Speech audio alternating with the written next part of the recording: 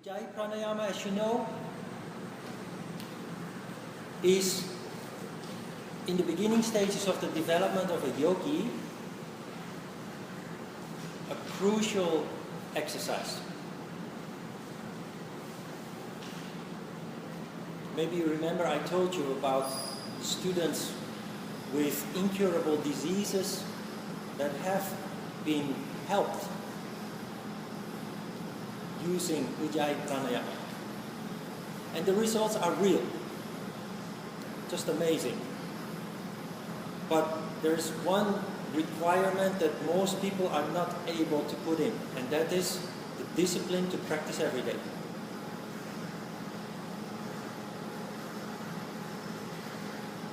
You read the story of Ajita's meeting with the king, which is just a symbolical story that if you read between the lines is actually, the king is actually representing the human race in its entirety.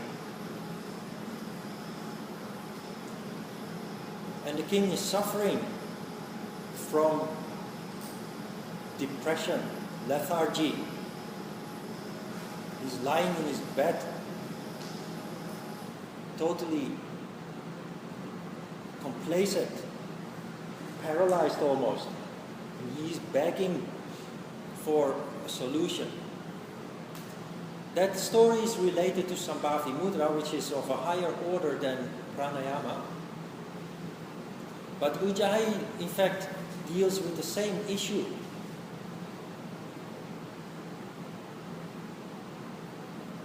What you have learned about Shiva and Shakti so far seems to indicate that we have too much Shiva energy,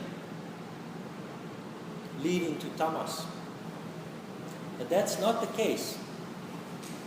In contrast with the impression that you got so far, that is not the case. Why did you get this impression? Because things are not that simple.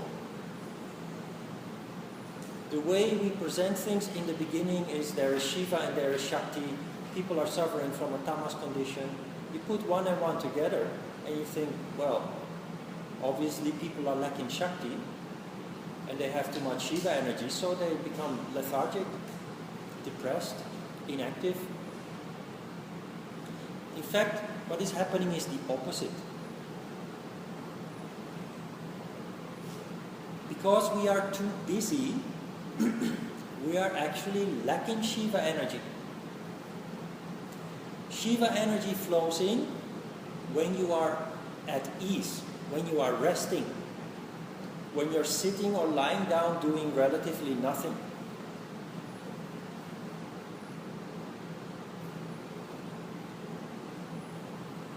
Because you are always so busy, well, I'm talking of course in general terms, we live in a society where almost everybody simply is too busy, unnaturally busy. People are generating Shakti energy with their activity and not allowing Shiva to flow in. Of course, there is some Shiva flowing in, but the amounts of it are far too little to balance out with the Shakti that comes in large quantities.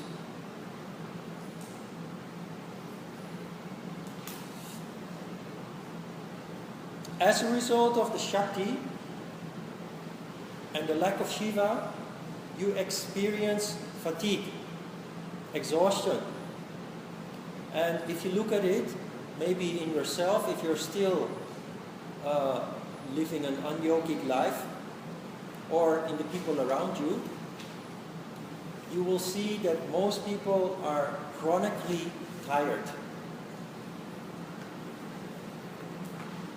Most people are chronically tired, and the weekend, the 2 days that you have to basically recover, there's my Hatha Yoga Pradipika. It became a little bit big. The 2 days that you have to recover is not enough. So basically, Saturday, Sunday, you collapse. And Monday, you have to force yourself to get moving again. Simply because your schedule demands that from you. Your alarm clock will make noise and tell you it's time to get into action again. Your body resists in the form of feeling sluggish. You hate Mondays. Most people hate Monday mornings. But you are a human being, you have a discipline, because you know that without it you're not going anywhere. So you do listen to the alarm clock, get up, prepare yourself, leave the front door and go to work or study, wherever you have to go. And because of your movement, you start generating Shakti energy again. Monday remains a little bit a difficult day, but come Tuesday, you already feel a lot better. On Wednesday, you are in your optimal condition. On Thursday, you already start becoming exhausted again.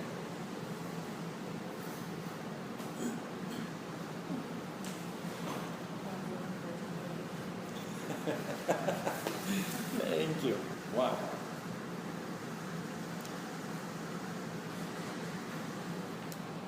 Thanks a lot, Sean. You're a star.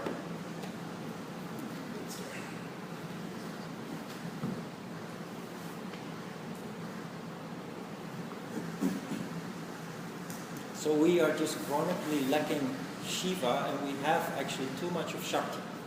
But this picture I'm painting you now is totally the opposite of the impression you had last year,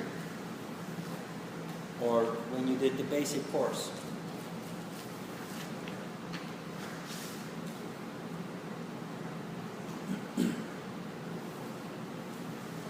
I don't know if you've ever experienced a European-style vacation, which means that you go to a nice part of Europe, usually southern Europe, southern France, Spain, Portugal, Greece, Italy, Turkey. You go there for 3 weeks, if you can afford it. If your boss allows you 4 weeks, you just go to a camping and you stay put. Beach, nature, silence. Now the pattern that occurs is that in the first week you do nothing. You don't feel like doing anything. This is natural, because now there is no alarm clock that rudely wakes you up. So you start following your feeling the moment you arrive at the camping. You have several weeks. First week, you just do nothing. All you do is you drag your air mattress to the beach or your towel, and you collapse on your towel or your air mattress, and you just enjoy the sea and the sun and the wind blowing through your hair if you have some left. And you're just recovering your balance.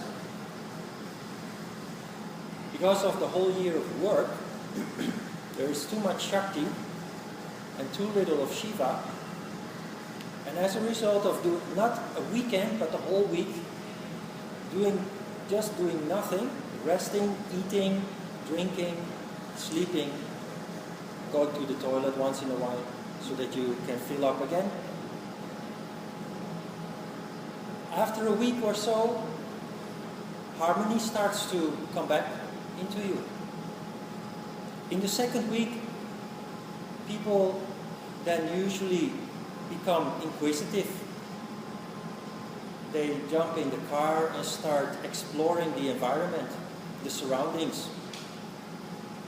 They go to the nearby city, visit some traditional market, they go to a castle somewhere in the countryside, they go to visit some caves or so, drive up high into the mountains, just see where the road leads them. People become active in the second week. Having restored harmony, it is then time to start enjoying, really enjoying. In the third week you continue doing that, but it then starts becoming a little bit boring. You've done it all, you've seen it all, you've drank enough sangria or wine or what have you, eaten enough nice local foods and so on. And then you start becoming a little bit itchy. You you have this moment that you think, I wish I could stay here forever. I wish this vacation would never end. But by the time you have to go home again, by the time you arrive home, actually happy to be back again. Because too long vacation again leads to tamas condition. So you are basically craving to go back into your routine.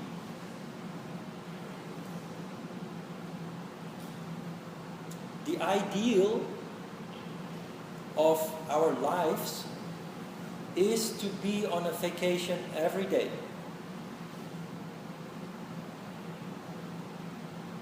That requires several elements in your life. First of all, that you are not too busy. 5 or 6 days a week working 8 or 10 hours a day is too busy. If you look at people who live in nature, people who still live in the forest, and you observe them, you will see that they do nothing all day. They just hang around a little bit. They prepare some food. When it is really necessary, they will jump into action. They will chop a tree to build a hut or a boat. They will hunt for food. And for the rest, they just hang around a little bit. This is natural. Strange as it may sound, but if you look at yourself also, this is actually natural. So the ideal really is to have a part-time job for which you work between 3 and 5 hours a day or so, and that you have plenty of I time, plenty of time for yourself. As a yogi, and I think you are not surprised I'm telling you this, as a yogi you must have already felt the need for more I time.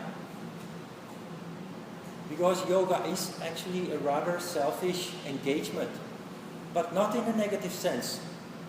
Usually when you use the word selfish, it sounds really antisocial or so. It's not so. Yoga is a selfish engagement, but it is not antisocial. On the contrary, the transformations that take place in you as a result of your changing lifestyle greatly benefit the society, the people you work with, the people you live with, neighbors, family, friends. Everybody benefits basically from your changing condition, from your yogic lifestyle. But why is it so important that we have lots of I time? Because of sattva.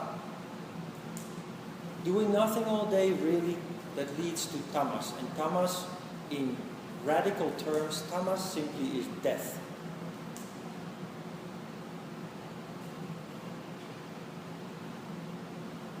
So it is necessary that you have some kind of engagement, that you have something you live for passionately.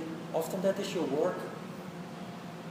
Especially yogis developing a heart become very passionate about their work, no matter what it is, from cleaning toilets to managing a company or so, from being a doctor, lawyer, or architect. And most people develop true passion and put their whole heart into whatever it is they do. But this is only possible if you can regularly come back to sattva. And sattva occurs every time when you just do nothing. Well, on the surface it seems you are doing nothing, but actually what you do in your moments that you're not busy or busily engaged in work or other obligations, what you do is actually you are constantly scanning. You are observing. You're observing yourself, you're observing your environment. You read the news also, you observe the world. You try to feel the essence in everything. It is this observation that leads to sattva. You know that when there is rajas in Ajna Chakra, you have creative thinking. Creative thinking is being active, actively thinking, actively using thought, making patterns, making plans, thinking out things. When there is tamas in Ajna Chakra, it leads to lethargy. It leads to uncontrolled thought production. Tamas in Ajna Chakra leads to depression, negative thought. When there is sattva, however, in Ajna Chakra, you become reflective. So having time to just reflect on things, this is when you turn the situation around, the process around. Simply having ample time to just sit and do nothing, reflecting on things, observing things. Sattva occurs in Ajna Chakra. Shiva and Shakti balance out as a result of your observing mode. And as you know, within Ajna Chakra lie all the chakras below. Not literally, but in the model. There is the sympathy phenomenon that when there is sattva in Ajna Chakra, it equally trickles down to all the chakras lying within it. To the throat chakra, to the heart chakra, to Manipura, Svadhisthana, and Muladhara chakra. So you become whole as a result, and if you live like that on a regular basis, you remain whole.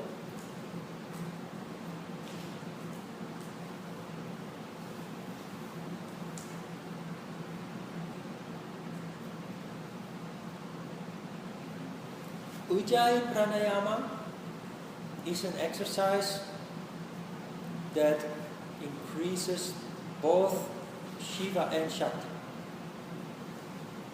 Because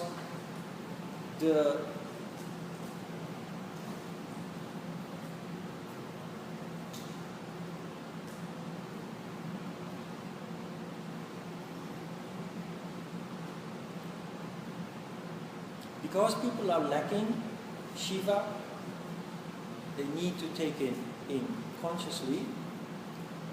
By increasing Shakti in an exercise, you put into motion the law of the communicating vessels. When you increase Shakti energy in you consciously, automatically more Shiva will flow in to counterbalance.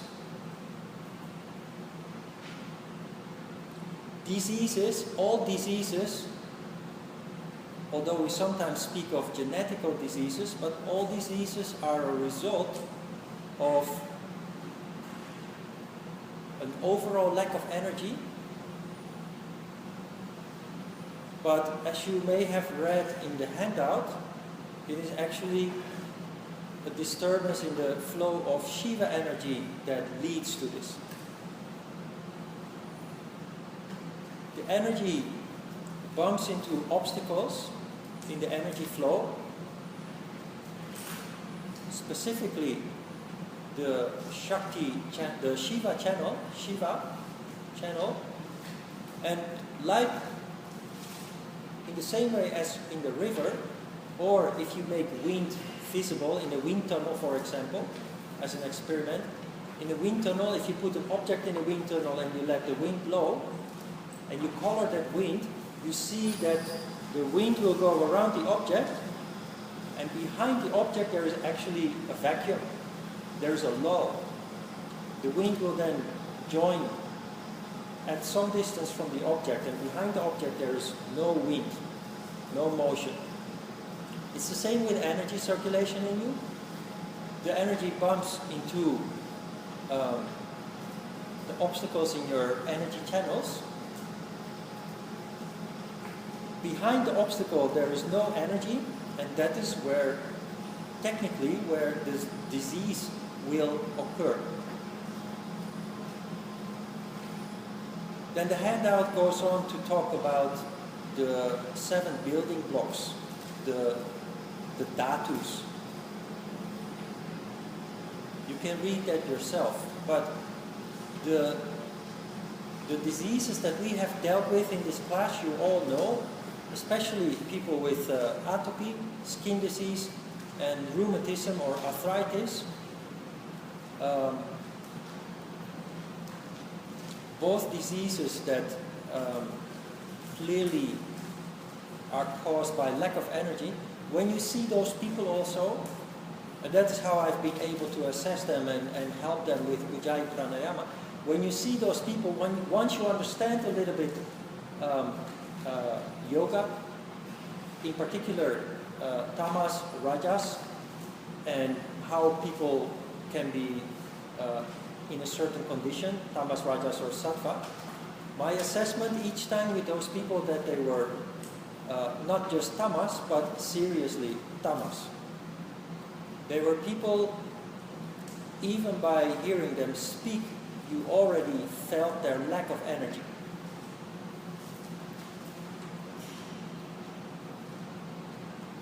The need of the king and the need of those people who are suffering from serious form of tamas, resulting in such incurable diseases,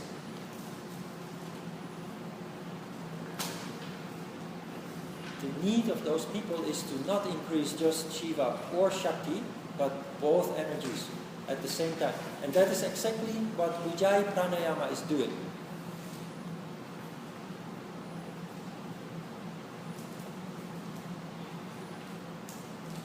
I've also noticed with those people, first, I noticed several things. First of all, they're very eager to practice, and they will practice every day, if not twice a day, coming to incredible results, total transformation of their personality.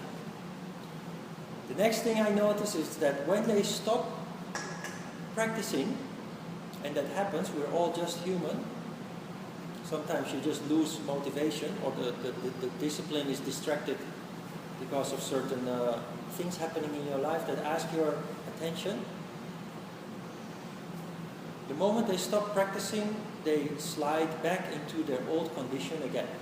So they are kind of doomed to practice for the rest of their life. It seems, and I cannot explain why, it seems that their tendency towards this deep tamas condition is deeply ingrained into them.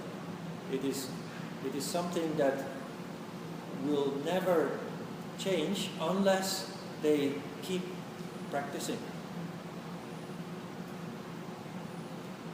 Now, to draw the line further, you do not keep practicing Ujjayi Pranayama for the rest of your life. That is not necessary. Ujjayi Pranayama is a starter, is a kickstarter to change your condition, to destroy the tamas,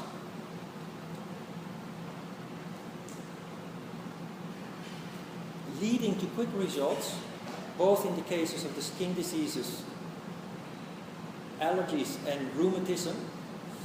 It leads to immediate results that continue to deepen with continued practice.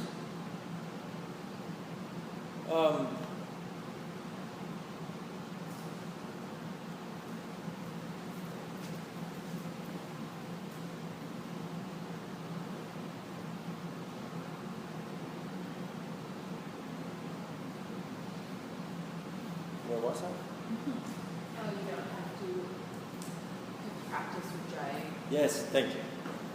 Crucial. You use Ujjayi to change your condition, but you have your whole system of exercises. There's not only Ujjayi Pranayama, there are 8 more pranayamas. And the pranayamas that come before Ujjayi is not important, because there is a logic in the build-up of pranayamas, in the order that you learn them. So the next important exercise after Ujjayi becomes, of course, Shitali, then Shitkari, and then Bhastrika, which most of you haven't learned yet, which is a very powerful major pranayama. You will learn soon. So Ujjayi in the beginning is kind of the medicine, but then your whole framework of yoga exercises, asana, pranayama, mudra, meditation, will all lead to the maintaining of that condition away from your deep tamas. When those people relapse, when they fall back into their old condition because for some period they lost the discipline to practice, they usually start with Ujjayi again for a week or 2 or 3, and they then go back to their daily practice of just the framework of yoga, not solely focusing Ujjayi. So you basically, you turn upside down your energy household and you then maintain it. Most of you, I'm afraid, have not really felt the effect of pranayama yet. Those among you who have actually practiced, have given it a chance, have practiced every day, you surely must have felt that it is having an impact on you. It is a little bit ironic, but when you're healthy, you don't feel so much. And then it becomes easy to dismiss the value of those exercises.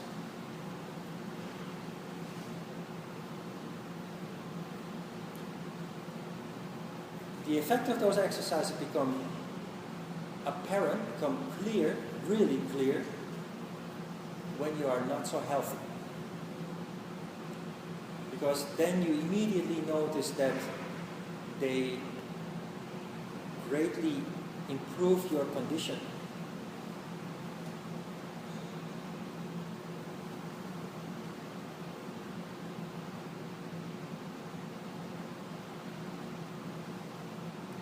Yeah.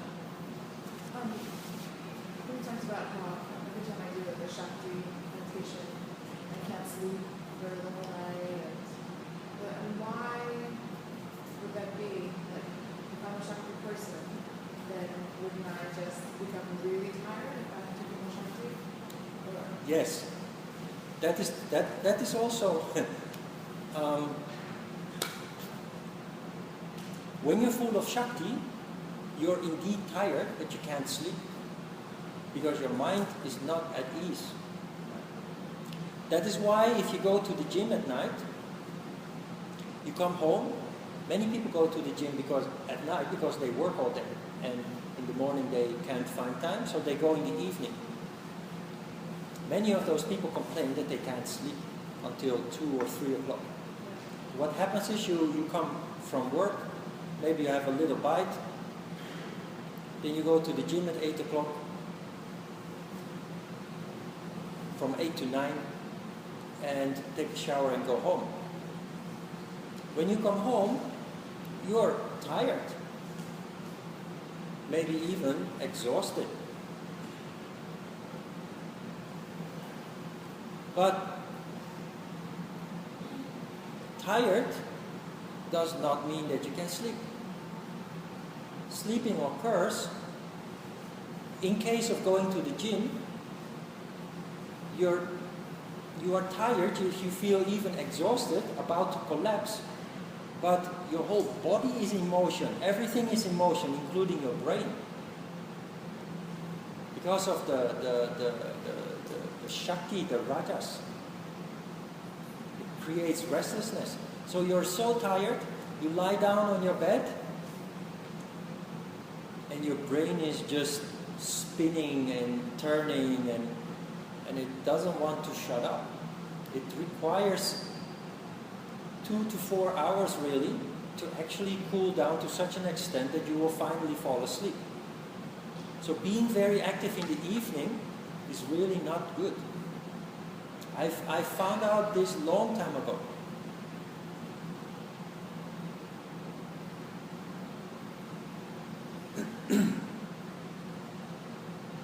You noticed, you, Sean, Brian were there. Who else? When we practiced one day, we practiced Ujjayi Pranayama after doing all those handstands. Remember? Everybody said, almost everybody said, I feel so aggressive now. That is rajas upon rajas. Rajas upon rajas. So when you don't feel anything from Ujjayi Pranayama,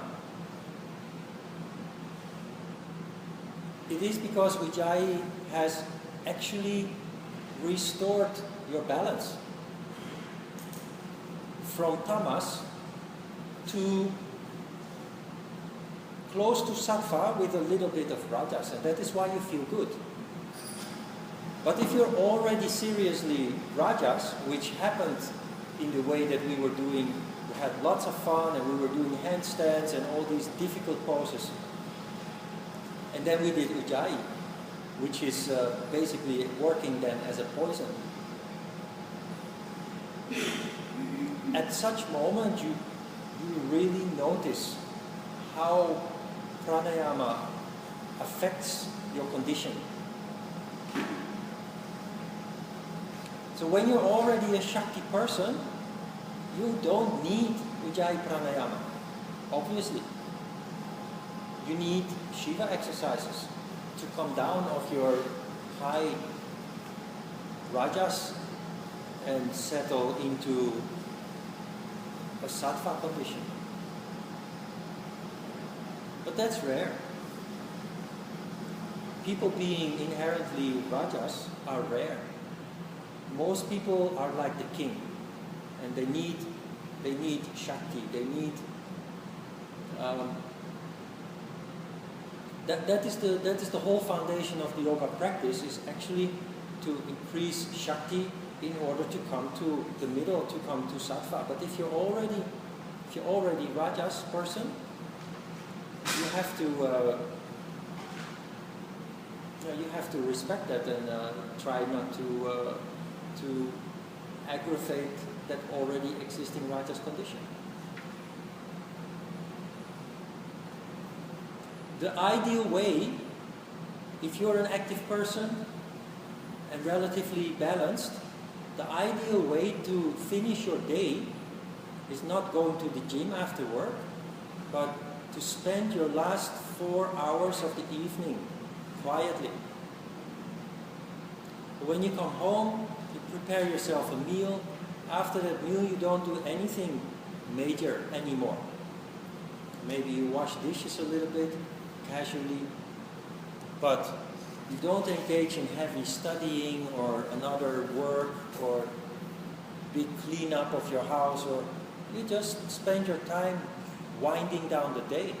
That is natural. That is natural rhythm.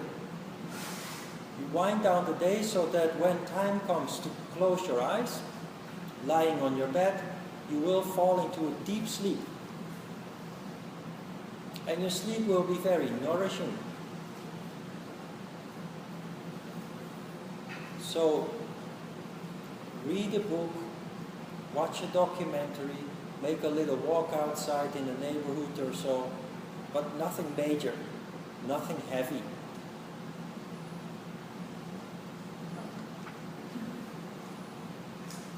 Going back to the practicing Ujjayi for just like temporarily, like how do you know when you can move on to the next pranayama phase?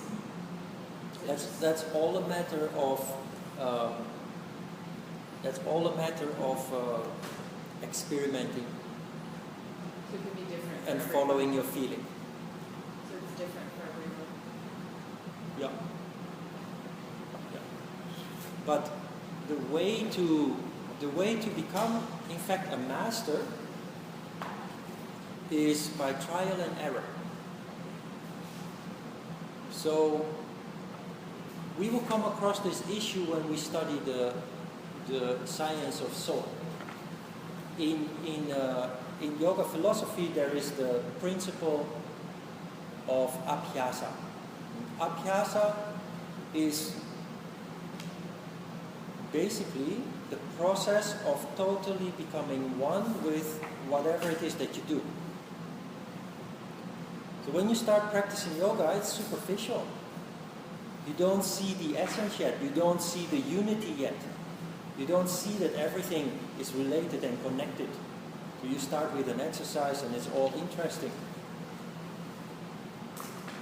The longer you are involved, so in the beginning it's purely physical. The next step is that it becomes mental, and the third step is that it becomes intuitive. When it is intuitive, you have actually become one with it. So yoga becomes you, you become yoga. I will repeat this many times, you will see. Because not only Science of Soul deals with it, but also the Yoga Sutras of Patanjali, and later when we read the third and fourth chapter of the Hatha Yoga Pradipika, it all comes down the same. It's about becoming one with something. That means that you put your heart into it. So, practicing yoga, knowing what to do and when to do it, is a matter of experimenting. Trying it out and then observing the result of what you did. And when necessary, you make adjustments.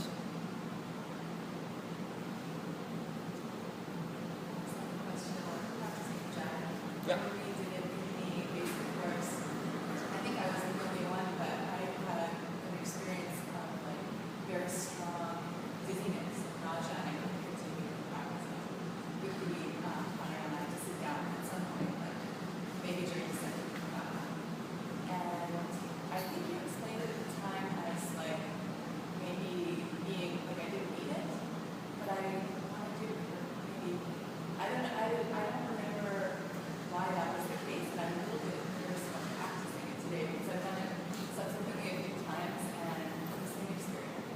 No.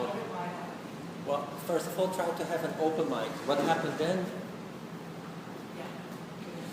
Often when people become uncomfortable during pranayama, it's because we are engaged too strongly mentally. Yeah. So when you feel uncomfortable feelings arising, unpleasantness, we call it surrender. Try to take your foot off the accelerator a little bit. Try to let go. You know, pranayama is much easier than we think. But the problem that we have, rationally educated as we are, we can't touch it. We can't see it. So we think we have to work harder because we don't really feel anything. But simply the thought already puts things in motion, and it is happening before you know it. It's just you don't believe it because you don't see it, you can't touch it, you can't smell it. That's already happening. There are no sparks and stars and heavenly music and what have you. It's very subtle. That's also a matter of just, in the basic course, you've done, before starting this course, you have done Ujjayi only twice. Maybe you've tried it at home a couple of times. So that barely scratches the surface. You have not really been able to experiment with it and play with it and draw conclusions from your experiences and so on. That will all happen. But don't feel any misgivings. You will see it's an interesting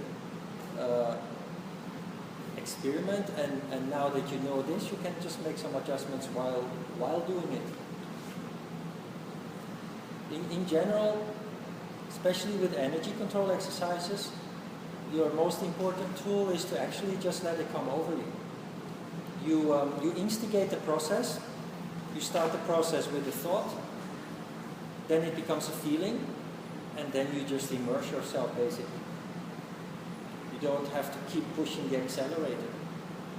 Once it's rolling, it will keep rolling. All you have to do is is stay focused, but let it go.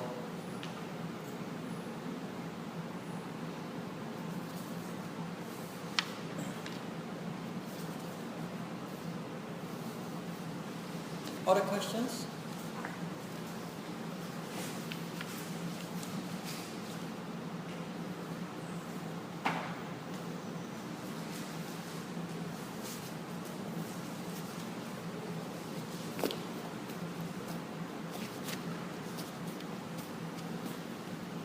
So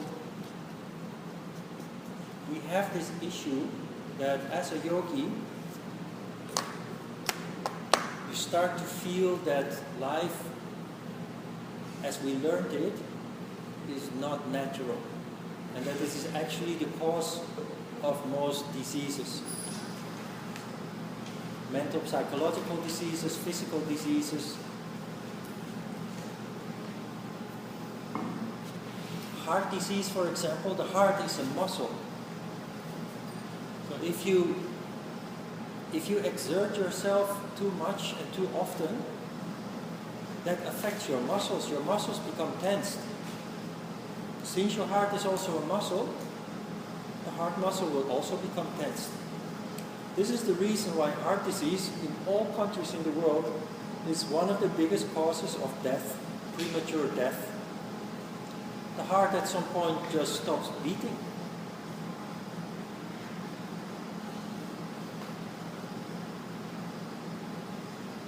So you, as yogis, and the things that we discuss, and combined with what you are feeling, experiencing,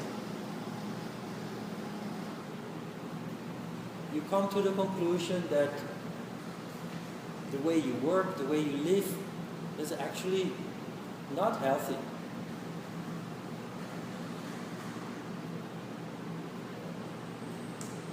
So does that mean that you must quit your job tomorrow?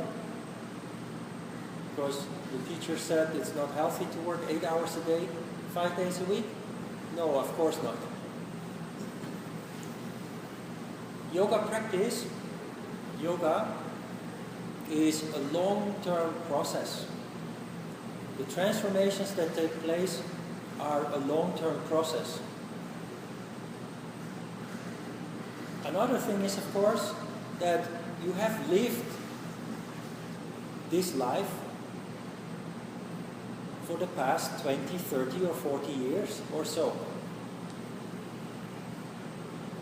You cannot just change that today. It requires time. And human beings, sophisticated as they seem to be, are not sophisticated at all. It takes years to bring about such essential changes in how you function. So the way you were raised, the way you were trained, educated to function, you gradually come to the conclusion that that's not healthy. You start feeling resistance as a yogi, becoming more and more sensitive. How do you approach this? This is important because you should not end up in making radical decisions. The wisest way and the yogi way to deal with this is, first of all, to be very patient. If you quit your job today because you are learning about these kind of things and you come to the conclusion that you have been harming yourself for many years, you quit your job today, you harm yourself even more. It's very violent. We should always keep an eye on the yamas and niyamas. Suddenly, you will not receive money in your bank account anymore. You can't pay the bills. Your landlord will kick you out of your house. The domino effect will occur. Many repercussions will follow. So, and this applies to everything and anything in your life. If there is something that you don't agree with anymore because of increasing insight, you do not radically cut off, but you ask yourself what you want to do instead and how you can do that. And you slowly but certainly, step by step, you start preparing for another way of life that will come around somewhere, that will come about somewhere in the future.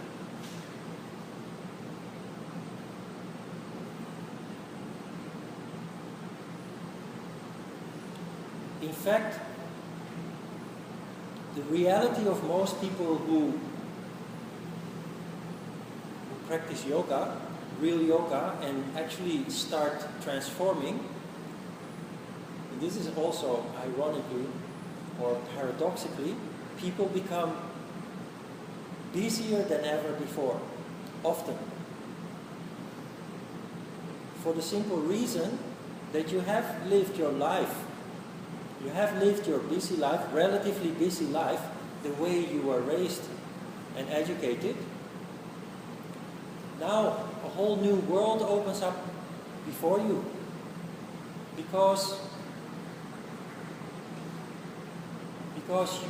you connect with a deeper self.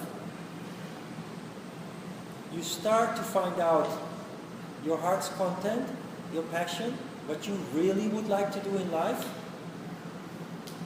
And then you come to the conclusion that it's not so easy.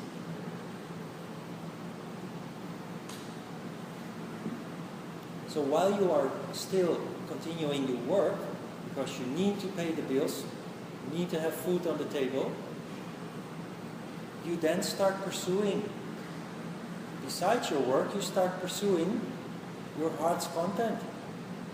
You come to the conclusion that you have to educate yourself, you have to learn something new that is in line with what you would love to do in the future. And so often people find themselves becoming double busy. In every course, especially advanced courses, there are several people who basically end up getting stuck because of being so busy. And all I can say then is be patient. This is only temporary. Because I've been through that process myself, and I know how it works. I've also been busy 7 days a week, and if I wasn't teaching yoga, I was working on the computer. But it is a matter of time before the dust settles down. It is a matter of time before you're ready to leave your old life behind and live your new life. It is in fact a very gradual, slow, but smooth transition if you do it in the yogi way, without radicalism, without violence, without denying the reality as it is. Well, I will mention it a couple of times throughout the course because this is very important to avoid trouble. People in the last basic course will remember Lauren. Lauren, who joined the course actually while waiting for a job. So she had no money, she had no home, she was actually living with one of the students that were in our class. She was waiting, she had several job offers which she all turned down. She was in a kind of emotional condition that made her very rebellious. As a result of her radicalism, rejecting every job offer she got, she was kicked out of Korea.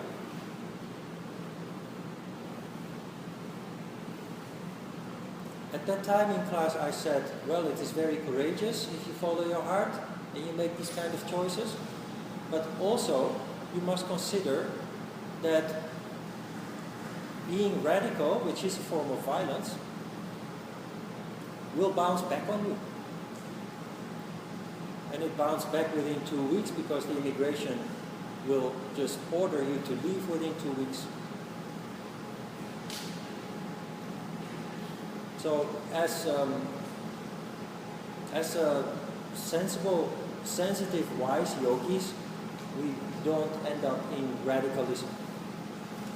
And this is one of the ingredients that has guided me through this whole transformation here in the gym, where many people have just been kicked out, except us. Because I did not end up being radical, driven by emotions, by ego, by pride.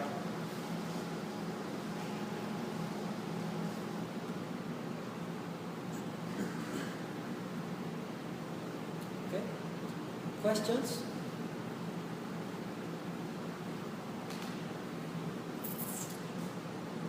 Okay, let's have a short break then.